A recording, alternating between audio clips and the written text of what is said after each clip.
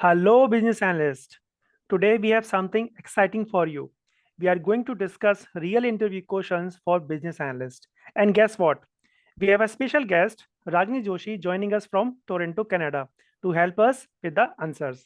So today we have questions from credit card, customer profiling, compliance regulation, and so on.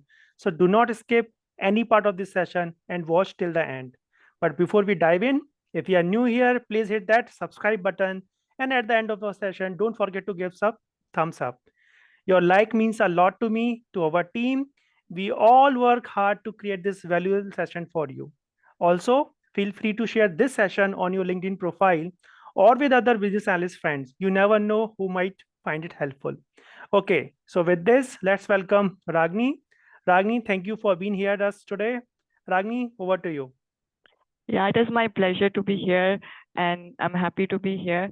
So I'll tell you briefly about my career span. So I did my MBA when I was back in India. I did it from Bangalore, and I did my MBA in marketing. And I was fortunate enough to get placed in like campus placement, and I got placed. I started working with a bank.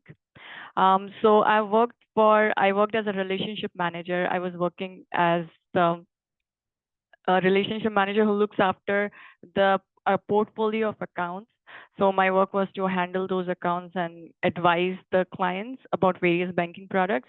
Then I moved on and took up the job, like profile of a service and operations manager.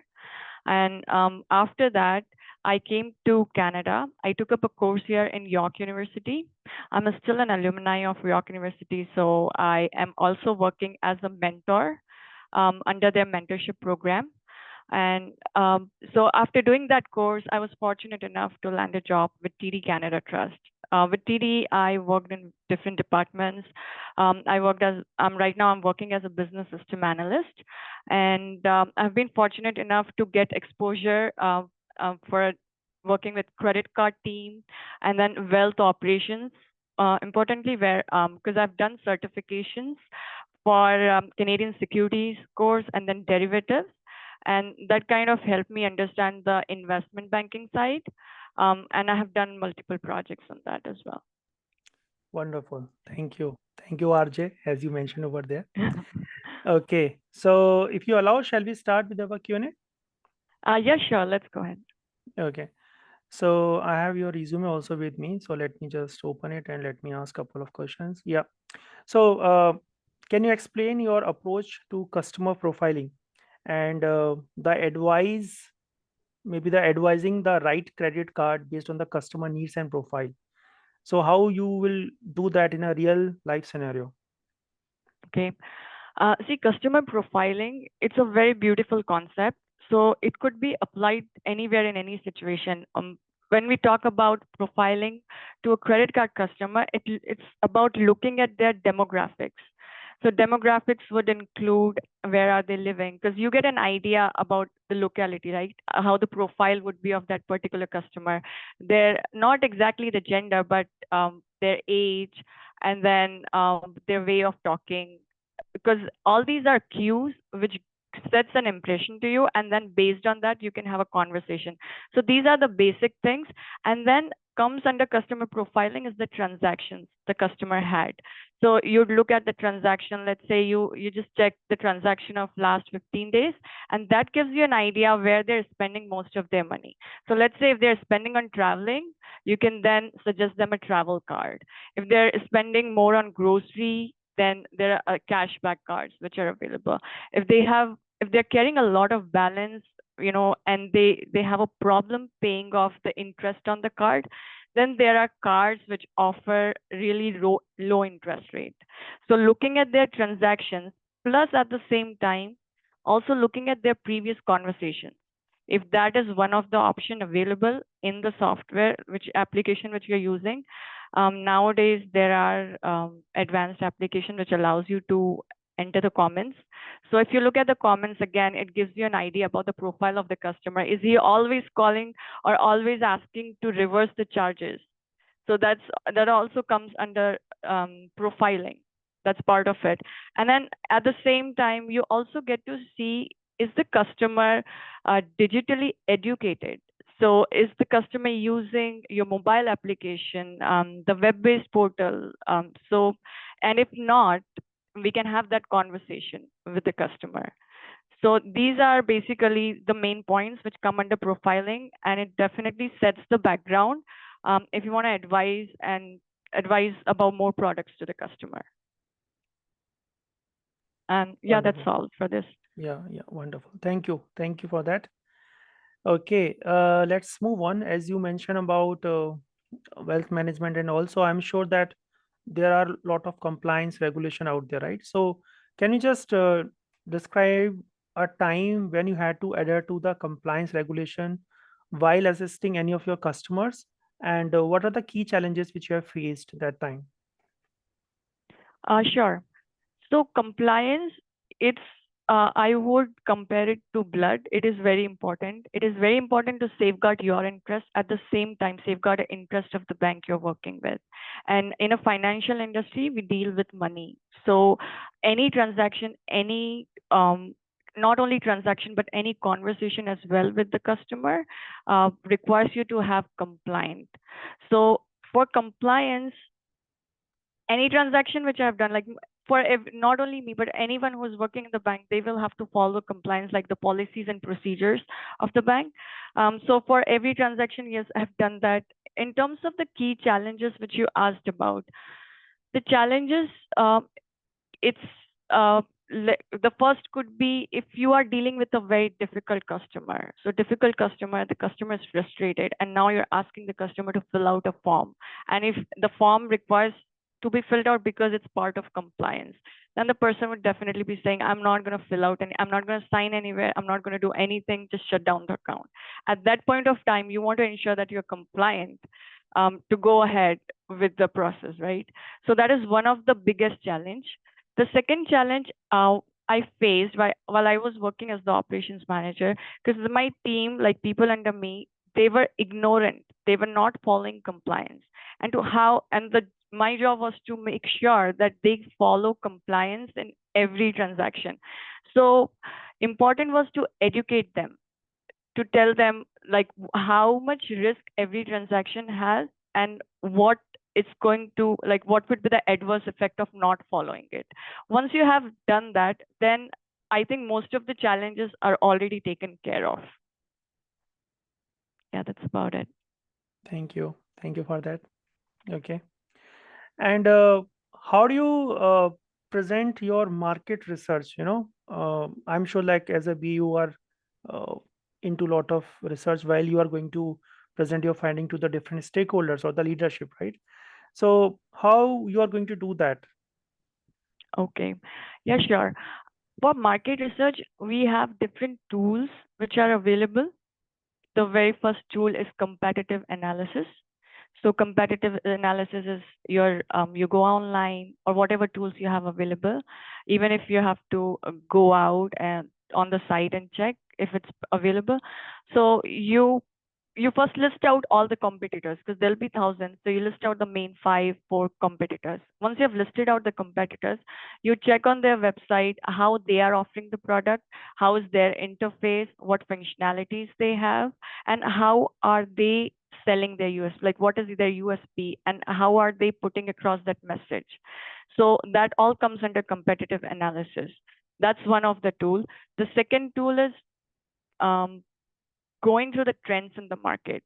So you can maybe go year-wise. You can just choose a criteria how you want to follow the trends. So you can go year-wise, or you can choose particular category, and then like divide the product in categories, and then look for those categories and see what's happening with these kind of products. That is another tool. The third tool is SWOT analysis, which is very common, but at the same time comes very handy.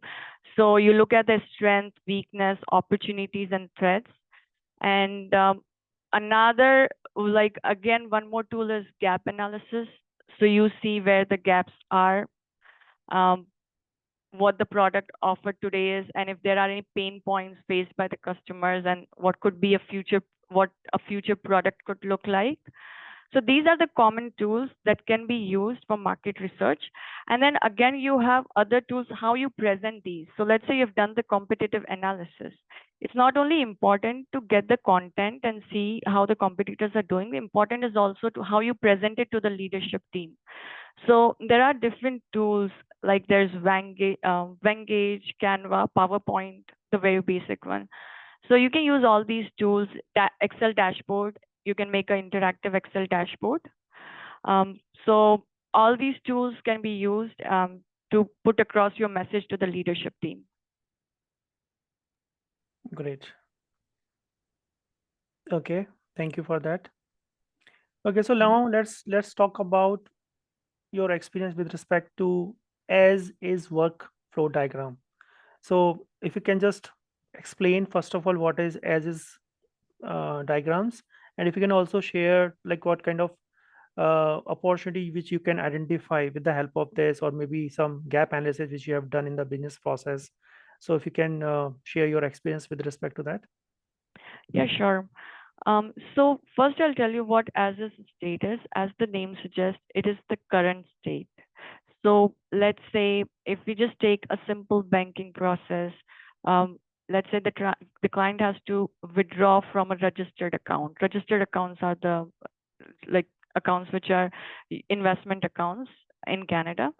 So if they have to withdraw funds from that account, and the current status, they have to go to the bank, or the current status, they have to call and then request for that particular transaction, right? So that is the current situation. Now we have to look at the pain points. The pain points in terms with regards to clients' pain points, also the pain points with regards to the bank employee. So now when we are mapping out the current state, we will be looking at the pain points of the client. For client, he has to call or he has to go to the branch, take out that time. If there is a system, online portal available, there's a functionality which just allows them to enter the details. That's going to take 2 minutes of time, right? So the current state. So what we'll do is we can use workflow diagrams. So you can use tools like Microsoft Visio, Draw.io. There are other tools as well. So the first step would be to identify the stakeholder, the bank employees who is looking after this process. Then you have an interview, sit down with them. Then you map out the whole process, ask them the questions, how they're doing it right now. And then you have that full workflow, full process on the paper, like you have one-page view of it. And that's how you would map out your current process. And then once you have that ready, then comes the next steps, like with future step, getting the sign off. But all this comes under mapping out the current state. Wonderful. Great. Okay, so now we talked about as is. Now let's talk about to be. So can you explain your role in coordinating the requirement gathering session with the key stakeholders to identify the future state functionality? And how do you validate your project scope and approach? So these are two questions here. Okay. So now once we are done with the current state, then comes the future state.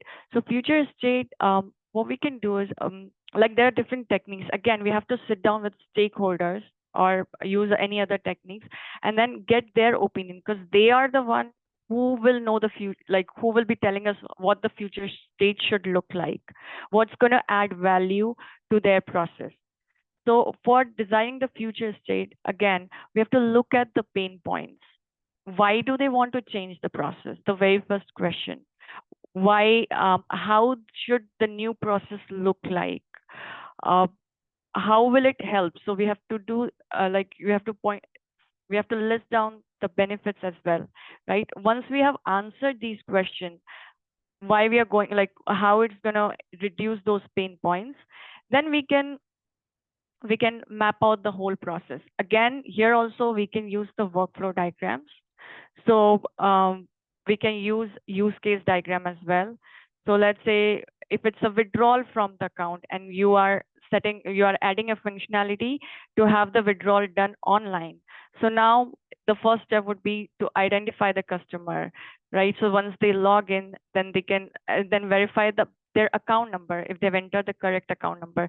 So these are, so we can first have the high level functionalities, right? And then we can break it down to more functions. But yeah, again, we can just map out the whole process using that workflow diagram and then work around it. Does that answer the question? Yeah. Thank you for that. Okay. So the next question is, what methodologies or technique did you use to create a use case diagram for different personas? So, for example, customers, employees, or leadership to identify the requirement from a usability standpoint. Okay. So the use case diagram, it actually helps you in establishing the linkage, like the relationship of different actors. So the very first tool or the very first step, I would say, is you have to identify the different actors who are going to use the system. The actors could be the customers. The actors could be a bank employee, because the bank employee will also be doing the transaction at back office. The actor could be another system, right? There are APIs. So first we identify what all the actors are. Now, once you have the actors, now you have to focus on, based on these different personas, you have to focus on the major functionalities. So now we are going to list down all the functionalities. Once we have those functionalities, now we are going to establish a link between the actor and their interaction with the system based on their usability. So again, you can use different tools like draw.io Visio, and then you list down all functionalities. You have on the left-hand side, you have the actors. On the right-hand side, you can have the systems which are using it.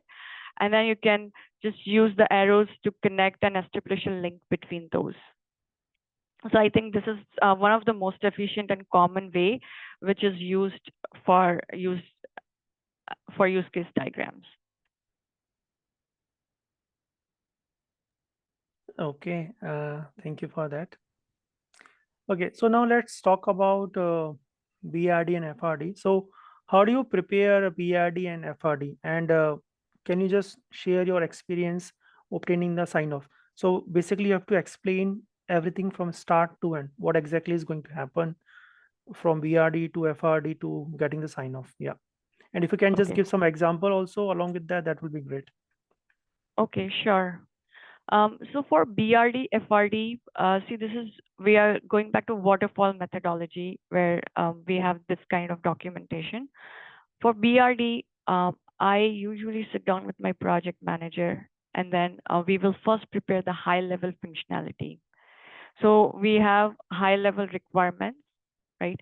Once we have those requirements, now we are going to break it down to small functionalities and how the system we actually want to figure out how it's going to look like from a systems point of view. So now we have those smaller functions, and now BRD is business requirement document. So the most important part is you can have versions of business requirement document. So you first you can have a table of contents, starts with table of contents.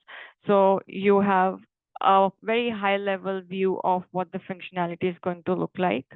Then again, like let's say you have one functionality as A, then you go further deep down, A.1, A.2, A.3, right? And then you give a brief explanation about how it is going to work. Brief only for so there are very different columns in the document. So first you have a brief explanation, then you're going to explain it in detail. How is it going to look like? So, and when you're preparing the BRD document, you have to be very careful in terms of explaining it. So you have to focus on each and every minute detail when you're writing it, because that's the Bible for the developer. It may sound funny, but the developer is totally dependent on that. So you have to be very careful in terms of your use of words and to have proper clarity, because the system is going to build based on that. Same thing applies for FRD. the functional requirement document.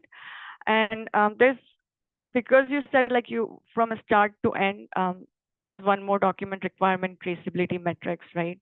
So you can then reference this on the requirement traceability metrics.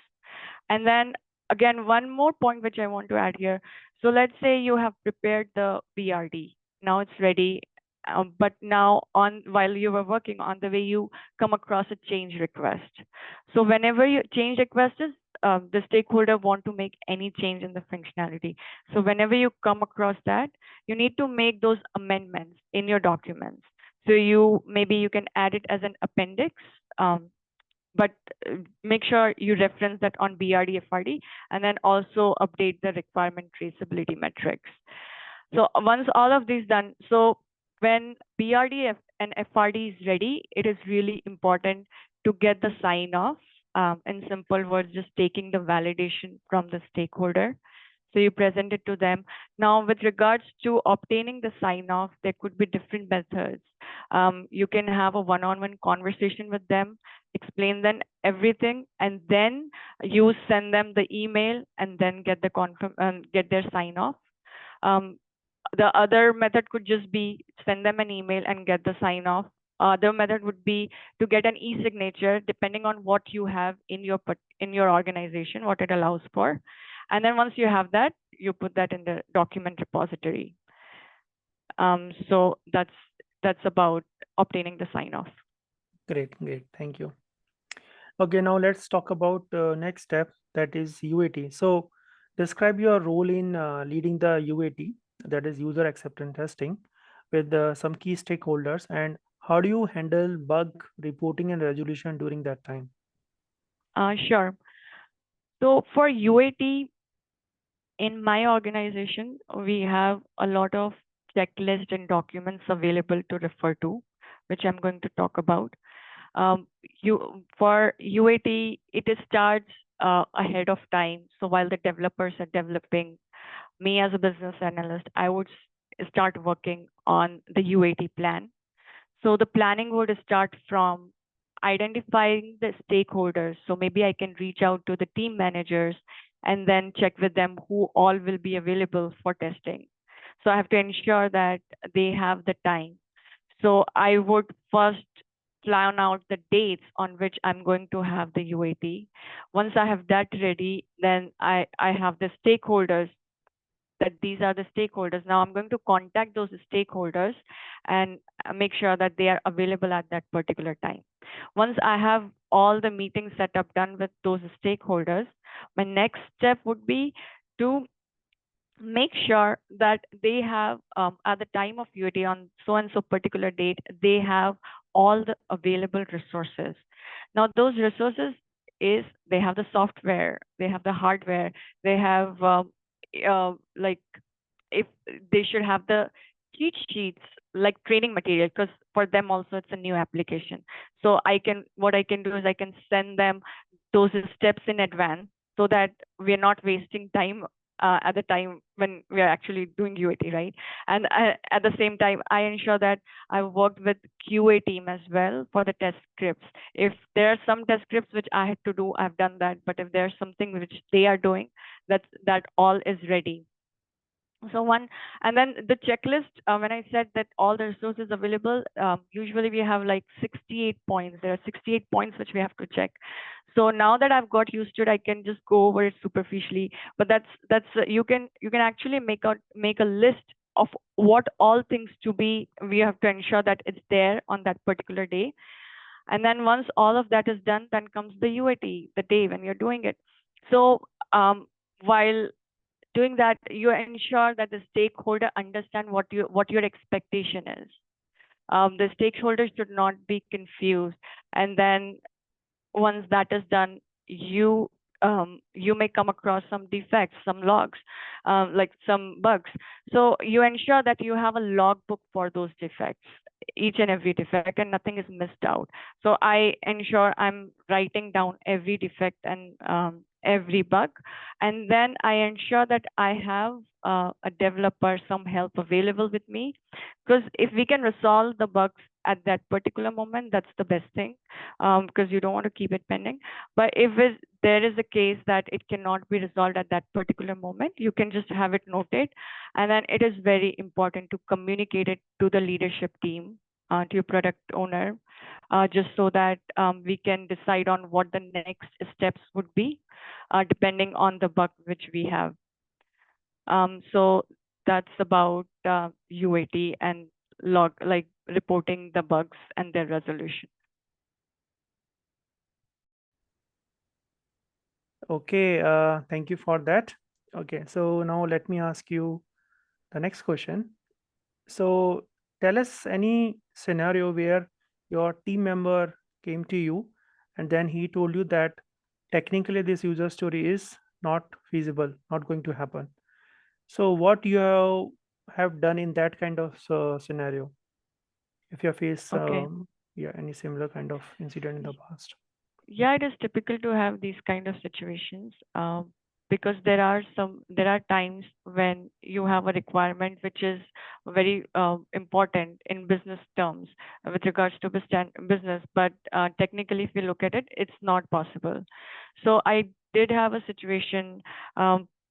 Usually in banking, we have different departments. So let's say you have wealth, you have credit card, you have retail branch, right? So there is very important, crucial, confidential information which cannot be shared with all the departments. So let's say if someone is doing a stock trading transaction in the wealth account, as per the regulation, you cannot share that information with a retail branch employee screen, right?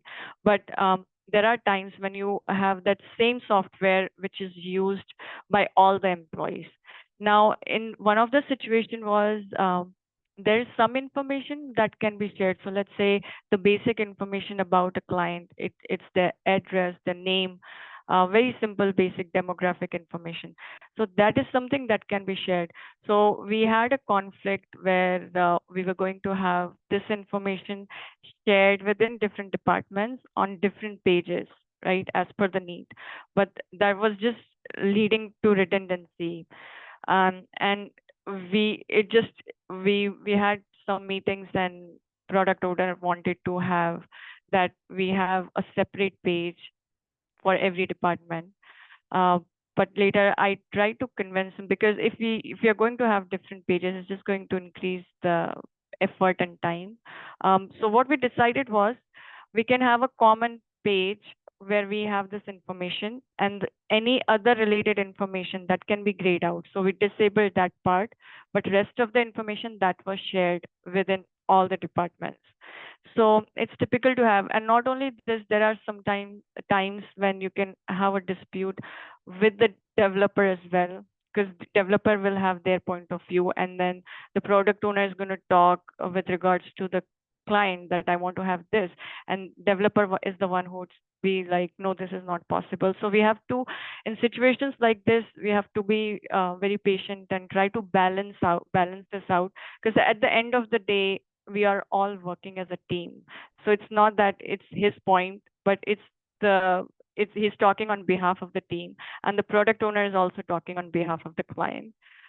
So it's important to, maybe if you're not able to come to consensus, maybe you can use workflow diagrams so that you can explain the whole process easily, and then sit down and then have one-on-one conversation and look for a resolution.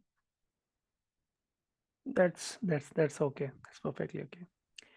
Okay, I think we are done for today. So friends, this is part 1, which we have just finished. So thank you, RJ. Thank you for sharing your insight with us. And I'm sure our viewers have learned a lot.